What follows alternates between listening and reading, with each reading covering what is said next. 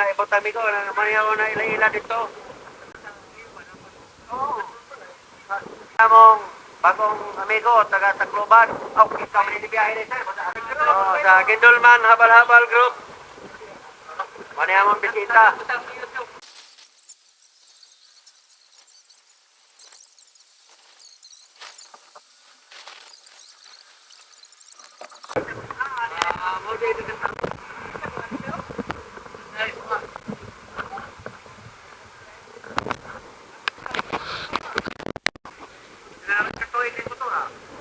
Lima.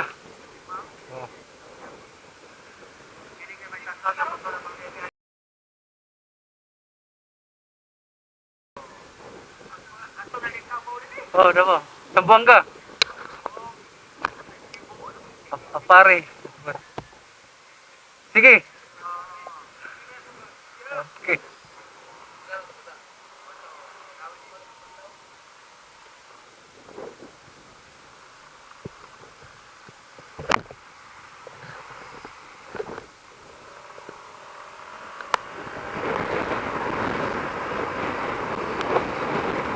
Welcome to Municipality of Gindolman, Bohol.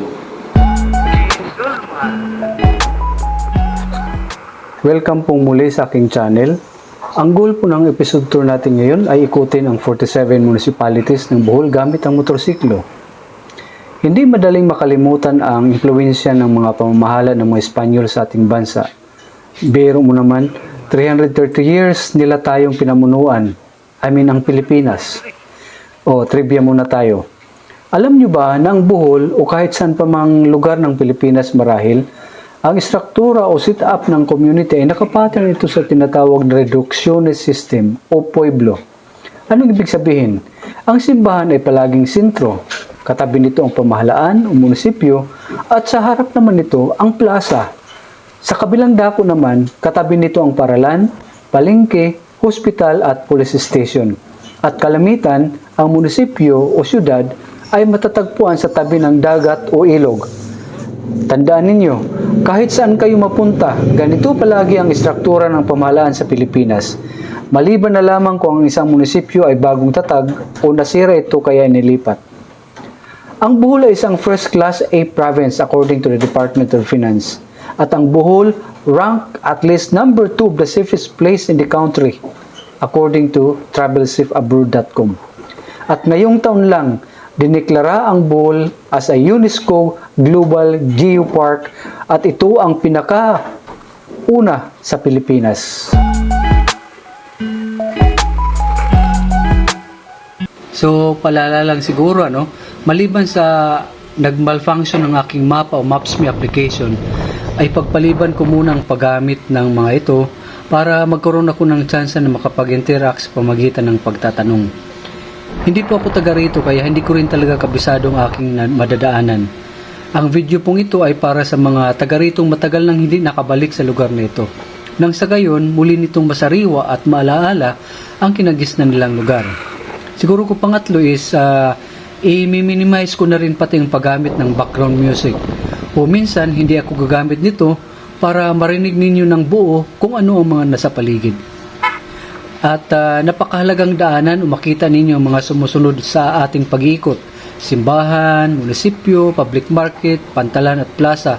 At kung city naman, ganun din except dagdag ko lang ang mga state university o private higher institution. So yun lang, Tara, let's go!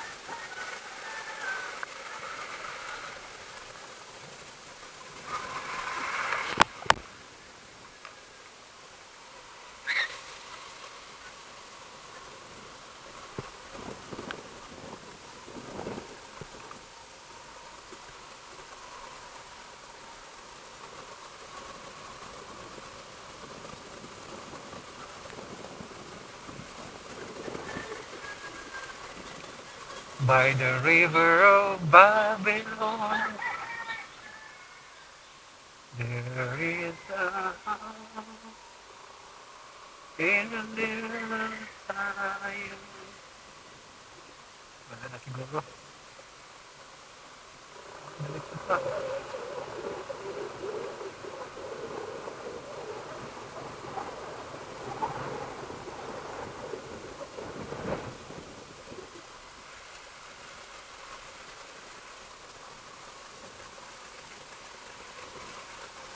By the river of Babylon.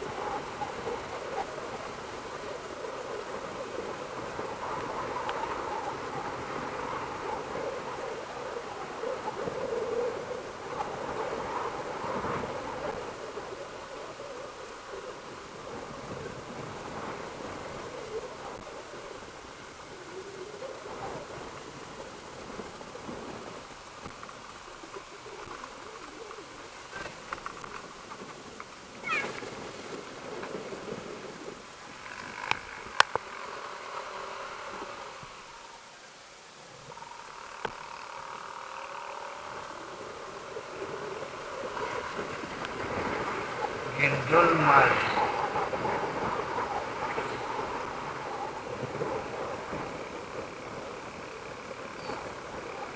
Barangay Kanhaway.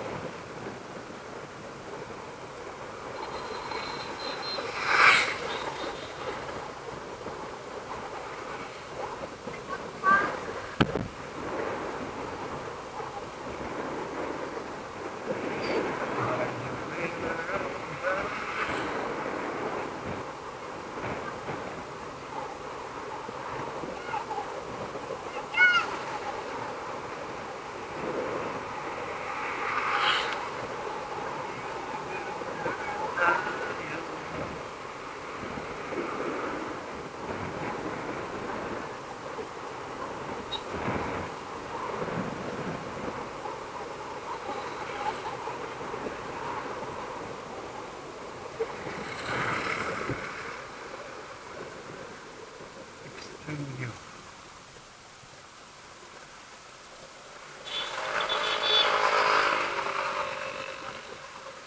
Premium?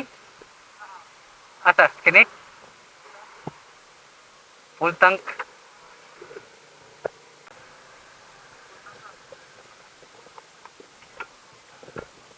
Anong sunod na bayan dito?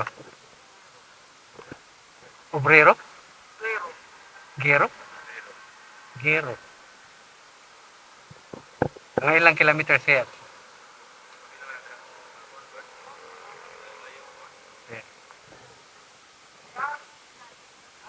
Mga 1 hour travel? Ah.